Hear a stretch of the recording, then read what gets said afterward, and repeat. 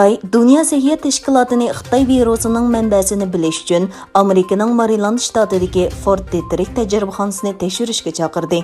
Xinhua agentligining xabariga qaraganda, Xitoy Tashqi ishlar ministrligining bayonotchisi Zhao Lijian muxbirlarni kutib olish yig'inida koronavirusi to'g'risidagi savollarga javob bergan va Amerikaning bu masaladagi maydonini tanqid qilgan. Xitoydagi chet el muxbirlar klubi yaqinda BBC va Los Angeles vaqt gazetining Xitoydagi kelkun ofatini xabar qilgan xizmatchilarning o'lim tahdidiga uchraganligini o'tirib qo'ydi. Xalqaro kechirim tashkiloti Turkiyadan Marokashdan Kasablanka shahriga borganda qo'lga ilingan va Xitoyga qaytarilish xavfiga duch kelgan Idris Hasan haqida bayonot e'lon qilib, Marokash hukumatini uni Xitoyga qaytarmaslikka chaqirdi. Xalqaro kechirim tashkiloti uning Xitoyga qaytarilsa, ig'ir qiyin qistoqqa uchrash xavfi borligini ta'kidladi. Egilanishicha, kompyuterda tekshirlik loyihalash bilan shug'ullanadigan 34 yoshli Idris Hasanning 3 farzandi bo'lib, Turkiyada qonunliq turish kinishkisi bor ekan.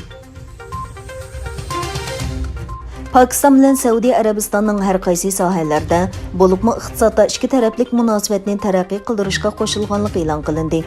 Pakistan radiosidagi xabarlarga qaraganda, bir kunlik rasmiy ziyoratning bir qismi sifatida bu davlatga kelgan Saudiya Arabiston tashqi ishlar ministri Faysal bin Farg'on Al-Saud poytaxt Islomobodda Pakistan tashqi ishlar ministri Shoh Muhammad Quraysh bilan ko'rishgan. Kishilik huquqni kuzatish tashkiloti Isroiliya armiyasining mayda Hamasni nishon qilgan hujumda ochiq-oshkora urush jinoyati qilganligini e'lon qildi. Yevropa xabarlari to'rining xabar qilishicha, dokladda yana Falastin qurolli tashkilotlarining o'ltiraq rayonlarga 4000 dan ortiq boshqarilgan bomba etish orqali urush jinoyati sodir qilganligi ko'rsatilgan.